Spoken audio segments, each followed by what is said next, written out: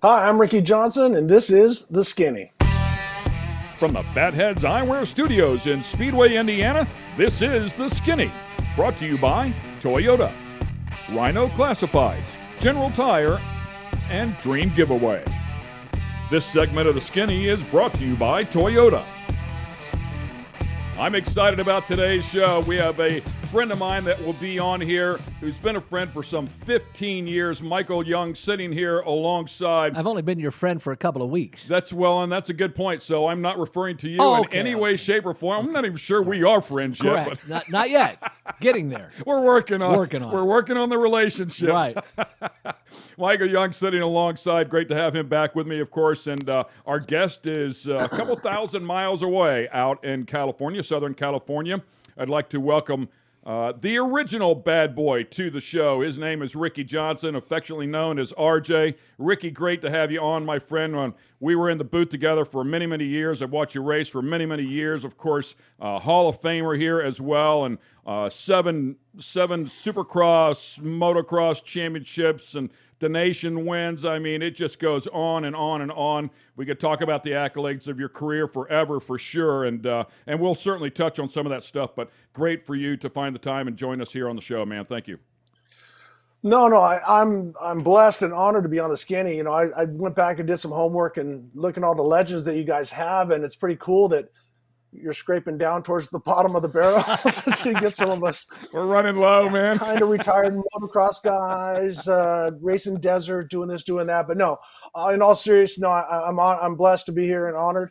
I love what you guys are doing, and I love the way it's coming out, the way the guys are talking. You know, it's obviously great when you can have guys like Tony Stewart and the list goes on and on and on between F1, IndyCar guys and NASCAR guys and stuff. So thank you for having me on. Yeah, man, our pleasure for sure. Talk to me about Ricky Johnson and what's going on in Ricky Johnson's world. I saw you a little bit earlier in the year. I hadn't seen you for a long time, and then we were in Nashville together in Stadium Super Trucks, which it was great to see you and Steph, your wife, once again. And I know one thing is for sure, though, there's never any grass growing under your feet. You're constantly busy, always developing something and working on something. And I believe the latest announcement I saw was you're going to be back in a desert truck. Yeah, I'll be getting ready to head down. I'm racing for Gus and Tavo Vildosla. They've recently purchased a new Mason all-wheel drive, 1,000 horsepower, normally aspirated. It's the truck of trucks. Bryce Menzies racing one, Andy McMillan, the McMillan family, Luke and Dan, Jesse Jones. All the top guys have them. And so when Gus got that, he originally signed me up as a legend. There's a 50-plus class for trophy trucks, and they call that Trophy Trucks Legends, which Rob McCacker makes the joke is that if he only knew that he had to turn 50 to become a legend, he wouldn't have worked so hard. But anyhow, so this year they have one truck, and the three of us are contesting the Baja 1000. We ran Baja 7th, the first time back in the truck after a while. Feel good. I'm still not quite there yet. When I saw you in Nashville, Bo Lemessis from brought me down, and we had an incident on the track. That was after that your son just completely destroyed and took me out. Just kidding, Ken.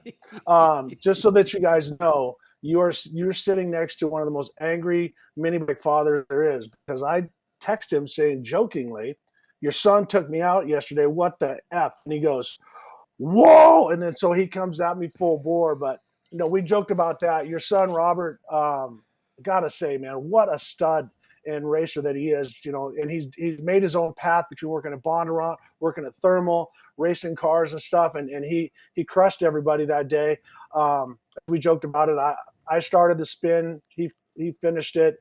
I would have done the same thing. I probably would have hit me harder. But anyhow, so racing trucks, still teaching military, still training people, on motorcycles with adventure bikes and dual sport, and then also still training quite a few of the trophy truck racers, because there's a lot of little secrets that people don't know, and there's a lot of things that people are doing in the truck that they don't even know that they do. So I've kind of gone through and picked out what I like for the different stuff, whether it be Carl Renazetter, Kyle LeDuc, Bryce Menzies, Scott Taylor, the list goes on and on, to try to be a better driver and a better coach. I held up here for a second because I wanted to let Michael jump in if he wanted to. I want to touch on that because Ricky, I mean, of all my years of broadcasting and watching racing, and probably the most intently in short course off-road, Ricky's one of the smoothest drivers I've ever witnessed. I said that about Matty Brabham the other day, and I truly believe that about that young, talented kid. But the first one, or one of the first drivers that I saw where I could actually visually see a difference between him and everybody else was Ricky. And so smooth that almost all the time it seems as though he's going slow. Like it seems like you're going slower than everybody else, but there's never a wasted move, and you constantly pick your way to the front. And I'll follow that up by saying he's also one of the most brilliant coaches, one of the most brilliant teachers, has the patience to work with young, talented drivers, and has a very unique way of bringing his talents forward and explaining how to go about using them. So I think you are truly in a lane of your own. And I mean, listen, man, we're friends for 15 years and we love to bust each other's balls. So, I wouldn't blow the smoke if I didn't think it was true. But I absolutely believe you're in a lane of your own when it comes to your unique ability to not only be smooth and go fast, but then to put it into words and help other people behind you that are coming up through the ranks. Well, thanks, man, because really you can only be the alpha male in racing for so long. I still feel like I'm in decent shape for 57 years old. I'm not falling out of the seat. I got a pretty good regimen to where I'm in great truck driving shape. I'm in terrible motocross racing shape just because my body doesn't work that way anymore. But what I truly enjoy is taking somebody and helping them be better. So my thought is, I'm not better than you, but it doesn't matter what level you are. I feel that I can make you a better driver. Whether it be, are you getting enough rest during the week? Are you training the right way? Are you doing big, long cardio sessions when you should be doing intervals? Whatever it might be, because I've tried everything. I've tried everything from fasting to full meat diets to cycling mega miles to jujitsu to breath coaches and all kinds of stuff. So if I can take one or two things from each thing and then deliver that to the next guy, then I truly enjoy it, because teaching's not for everybody. Teaching is very frustrating because people immediately, especially with racing, they want to come out with their ego, and they want to, I'm better than you. Well, you are faster than me, but you might be a little more consistent or whatever it might be. So my lane, as you said right now, is not to say I'm better than you, but I want to make you better. Ricky, Ken had said you've basically done it all, but going from a rider on two wheels to a driver, the transition, was it as difficult as you potentially anticipated it to be? What was that transition like? And then going from off-roading to stock car racing, was it a gradual transition? What was the most difficult part for you? The most difficult part for me, and I think that you can talk to Juan Montoya or Ricky Carmichael Motocross, and Juan Montoya came from F1 and then IndyCar and stuff like that, is that in NASCAR, in stock car racing, you have to learn the art of the roll, how to flow through and not upset the chassis forward and back and do all that. Where when you're racing, even though you have to be smooth, you still, when you're road racing, you have to outbrake the next guy. They say Lewis Hamilton is so much better than a lot of the other guys because he outbreaks them.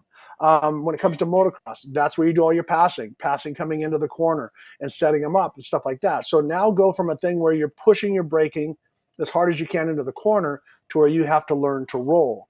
And I really didn't learn the roll until I was 4 years out of NASCAR. If I was going to train somebody right now, like Haley Deegan is doing phenomenal, I would take her to a track with no guardrails. They have a couple in Wisconsin because Jimmy Johnson and I went there, and I would take the brakes off her car, and I would read her lap times and have her learn how to roll off the gas, roll through the corner, and go as fast as she can, momentum style, because that's different than off-road and braking hard and planting the nose and doing all the different stuff. So for me, it took a little bit of time to figure out the boundaries of the car and where the wheels were compared to a motocross bike, because you have a lane this big. But that wasn't the hard part. It was learning how to be smooth and roll and not be a hammer. Hang on to those thoughts there, Ricky Johnson. We're going to take a quick break here. We'll be right back with a lot more from the original Bad Boy.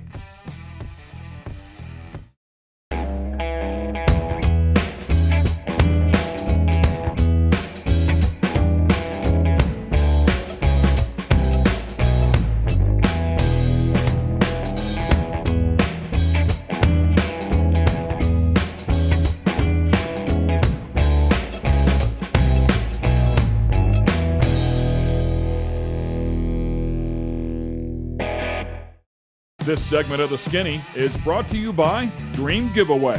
Dream Giveaway has been giving away high-end American muscle cars to raise money for charity since 2007. Dream Giveaway is known for giving away classic and new muscle and paying the federal taxes so the winners don't have to. For $25, you can jump in the game, and part of that goes to charity. You'll have a chance at winning some of the coolest cars on the planet. Check it out at dreamgiveaway.com. Once again, welcome back to The Skinny. Ken Stout, Michael Young, and good friend Ricky Johnson out in California has joined us remotely. And Ricky, I said it when we were cutting to break the last time around, the original bad boy, and you really were. I mean, you came up with a logo. There was a bumper sticker. That whole thing spawned off. Did you make a little bit of money out of that gig back in the day? No, didn't make a cent, actually. But Mark and Brian Simo and Beaver Theodosakis did. I didn't come up with the logo. I met the guys in 1984 when they had a company called Life's a Beach, and they were selling shorts out of the back of a pickup truck. There were three guys from Chicago, Mark and Brian Simo and Beaver Theodosakis, a.k.a. Jeff. And we became friends right off the bat, and then they moved to California. So three guys from Chicago started a surf line company, and then they had a motocross guy as one of their main spokesmen. And they went on to sell millions and millions of dollars worth of T-shirts and shorts. And then they came up with one of the artists came up with the bad boy. And that was right when I was doing the spiked hair and the flat tops and stuff like that. So a lot of people assumed that I was the bad boy. I wasn't.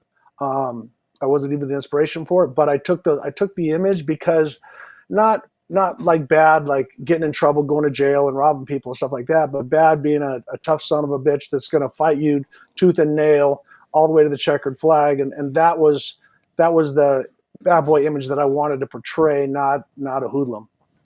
Now, I'll ask you this because I think it took me until 1994, maybe, Ricky. When did you lose the said mullet and or spiked hair? I kept the mullet till like 94. Yeah, I actually dropped it in 1988. I went to a straight flat top, no party in the back. Because for one, I had so much hairspray and Aquanet Super Hold, the pink stuff, to make sure the stuff stayed up high at the club. And the helmet had to be awesome. The inside of that helmet must have been smoking cool. Exactly, a little bit crusty in there. So it was a thing. It was more fun. I wanted to go more function than fashion. So the short haircut worked for me. Hey man, let's talk about a couple of things here. 3 years old, Dad gets you a mini bike. You kick it off. When you're 16 years old, you get your pro license, and 4 years later, you're a 250 national champion. You remember those days? You remember that transition? I remember all of it. I can remember riding the mini bike up and down the street. There's my wife in the background, Steph. Say hi, Beautiful Steph. Hey, Steph. Good morning. Hi, Steph. I love seeing her first thing. When I see her first thing in the morning, I know it's been a good day. It's been a good day. We've been at Denny's late last night. No, I remember when my dad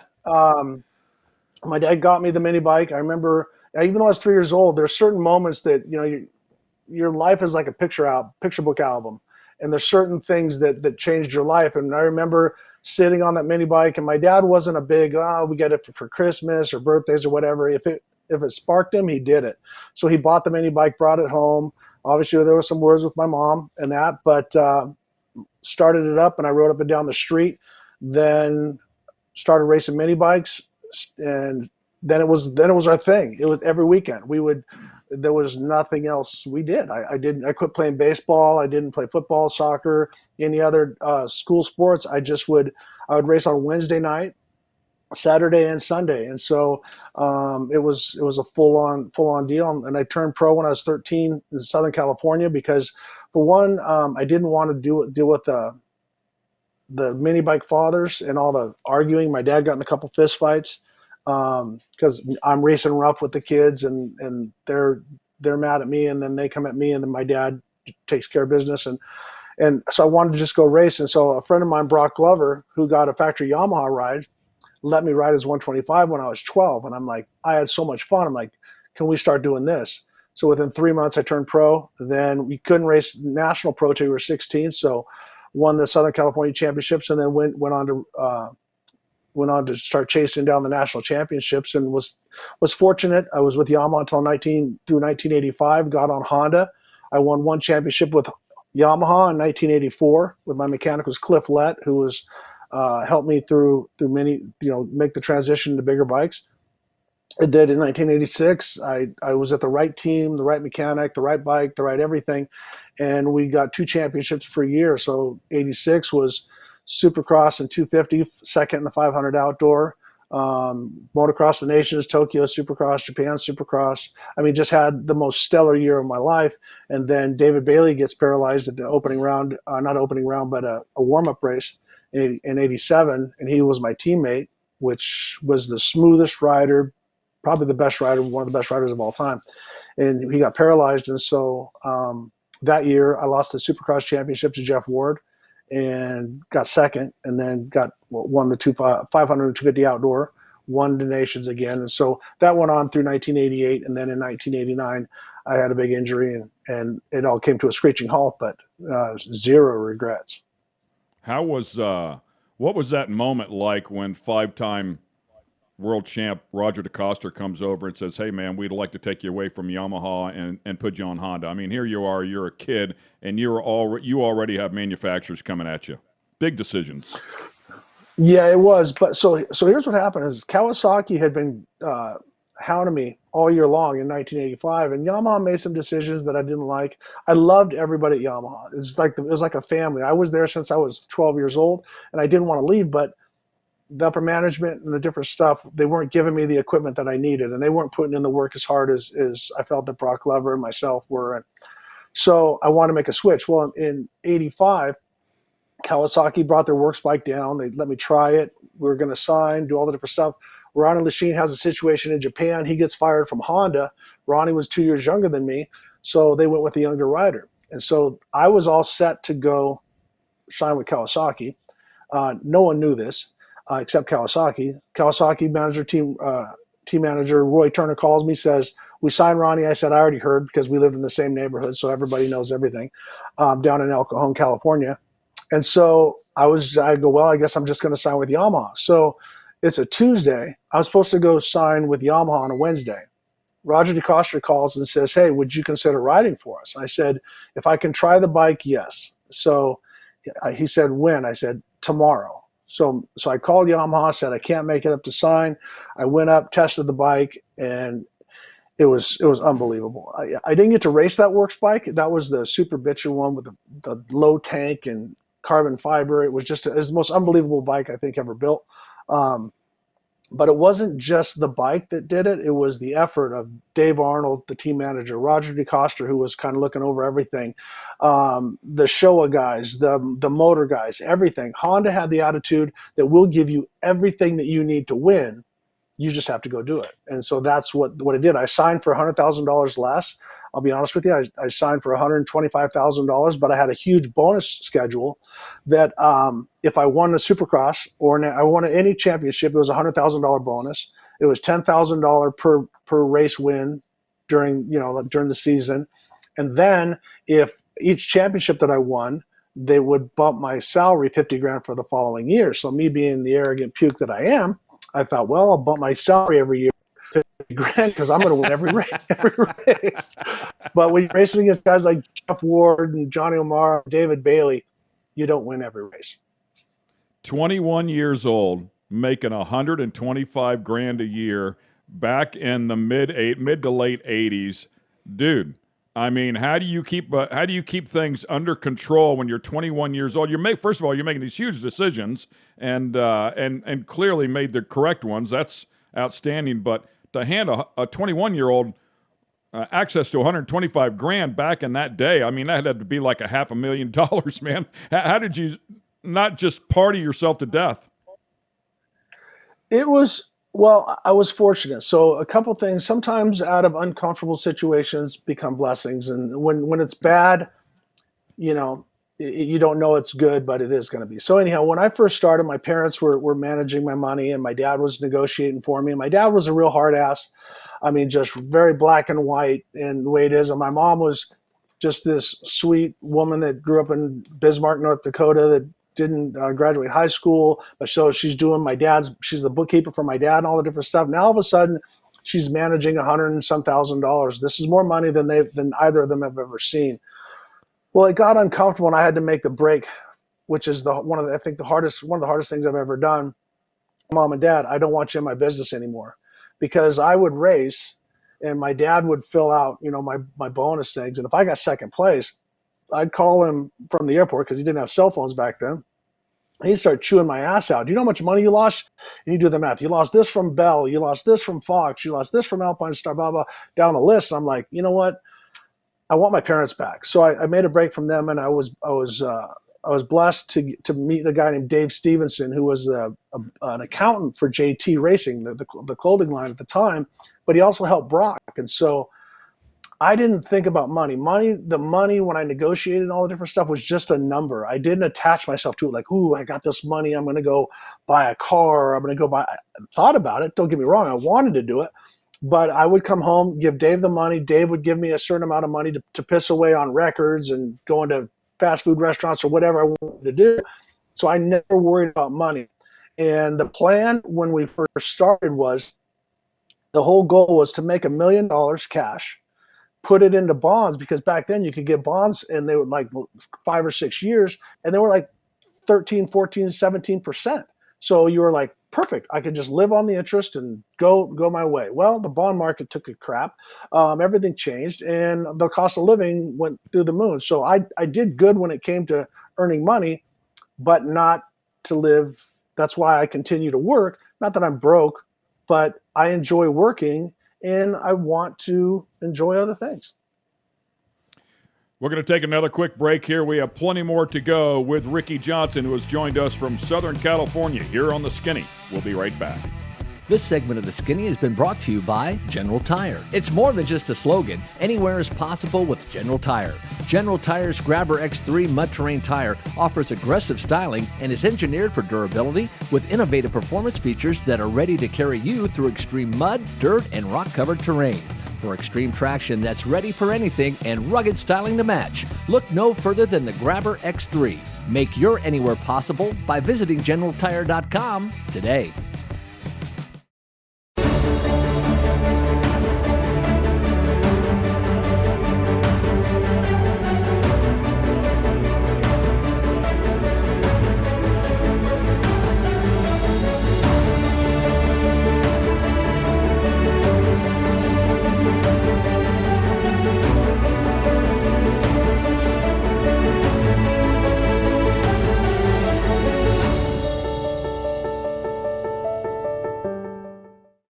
This segment of The Skinny is brought to you by Rhino Classifieds. Tired of all those ads and random stuff that shows up when you're looking to buy or sell your car parts? Rhino Classifieds was created just for you. Welcome to a streamlined buying and selling app created by racers for racers and race fans.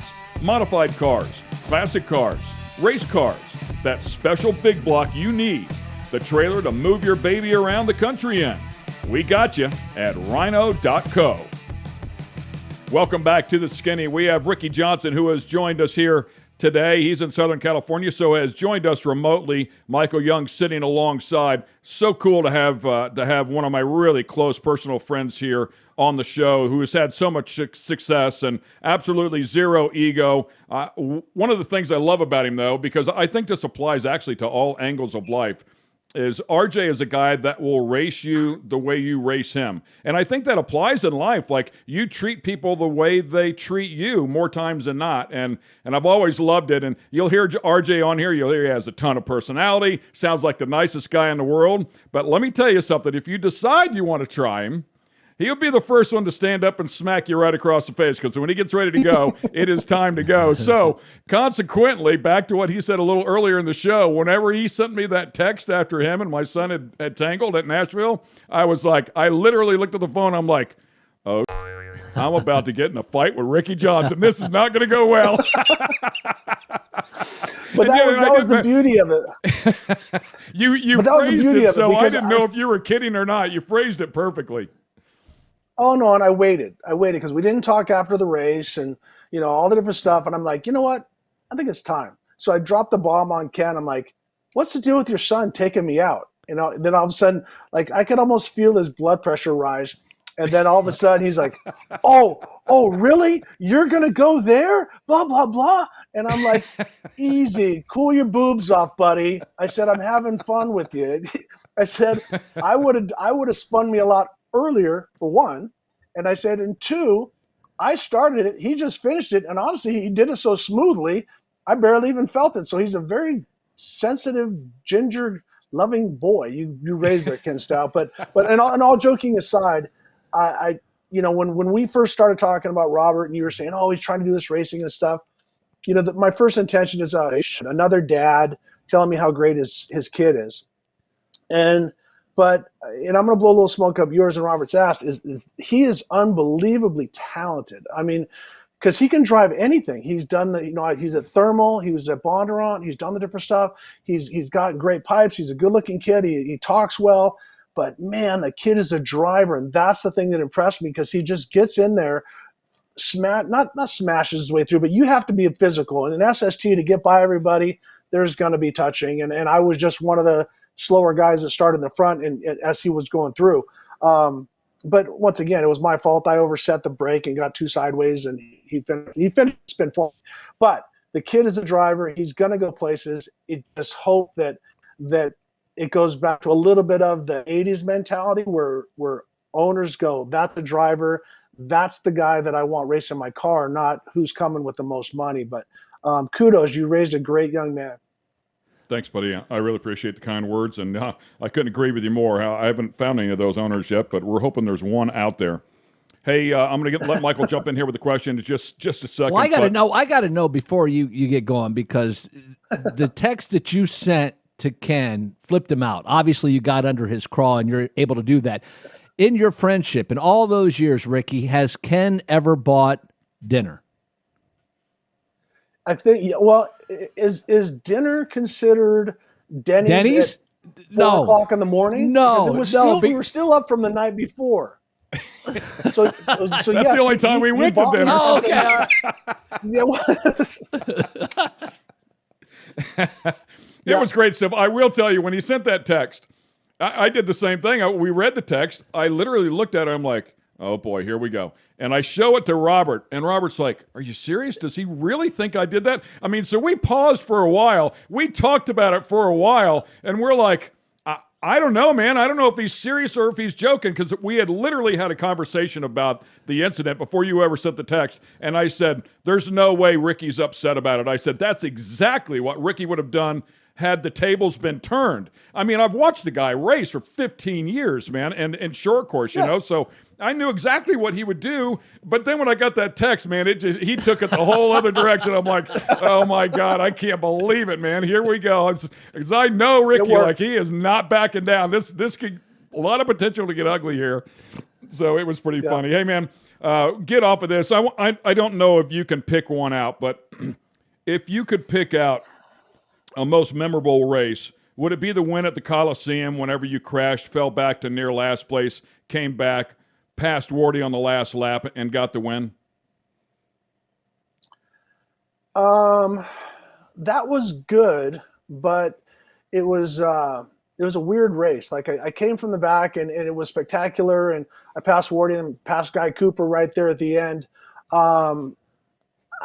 So I'm going to say that I have two most memorable moments. The one is winning the championship in 1984 and crossing the finish line, because I had to win that race to win it, the last moto of the year. Won that championship, fought all year for that.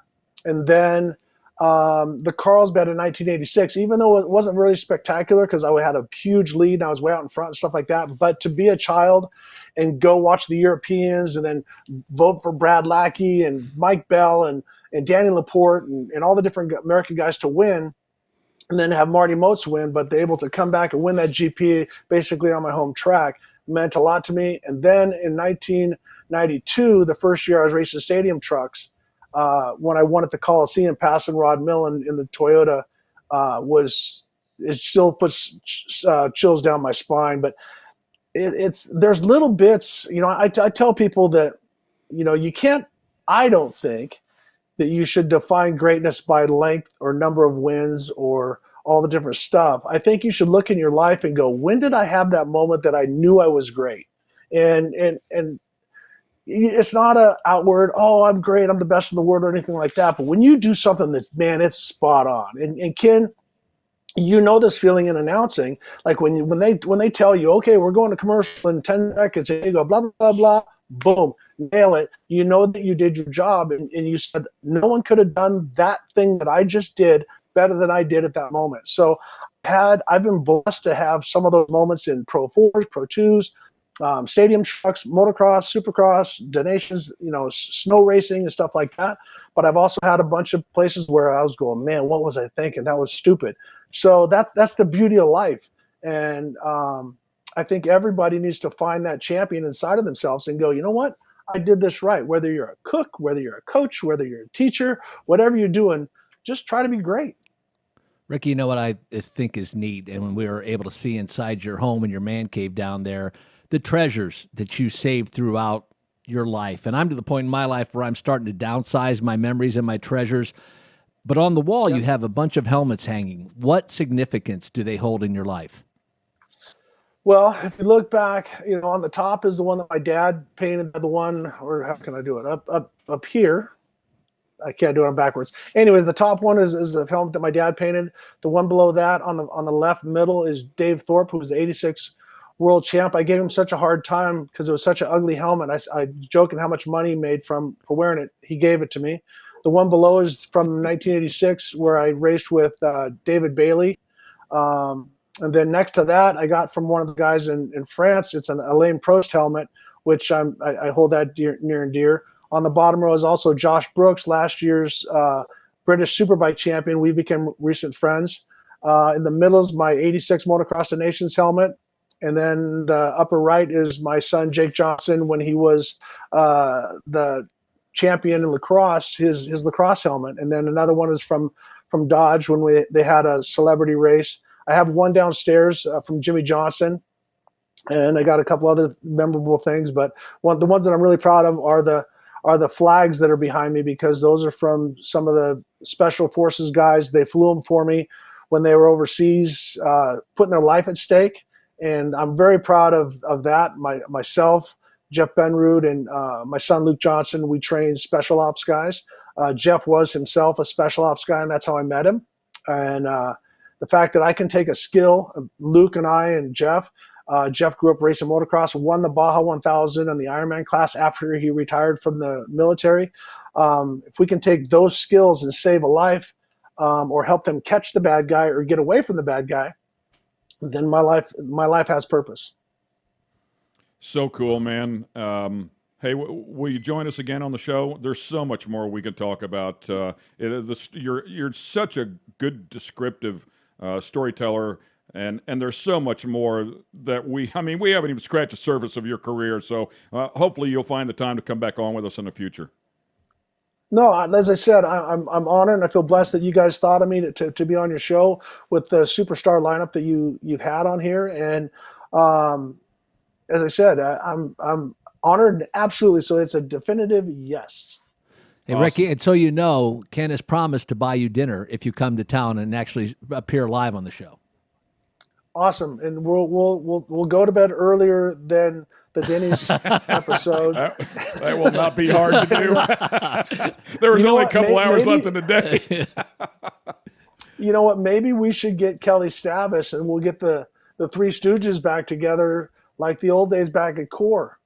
That's totally good with me. Would love to have her on. Needless to say, she's become quite the superstar here as of late. Let's go, Brandon.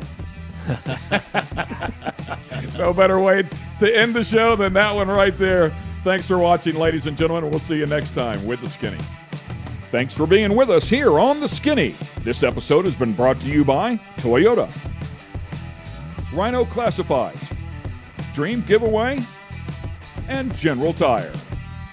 For the latest in sunglasses, optical frames, accessories, and apparel, be sure to check out fatheads.com.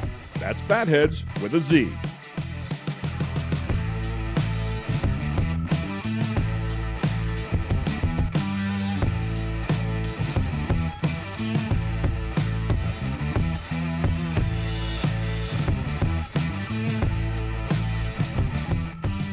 Production facilities provided by Fatheads Eyewear Studios.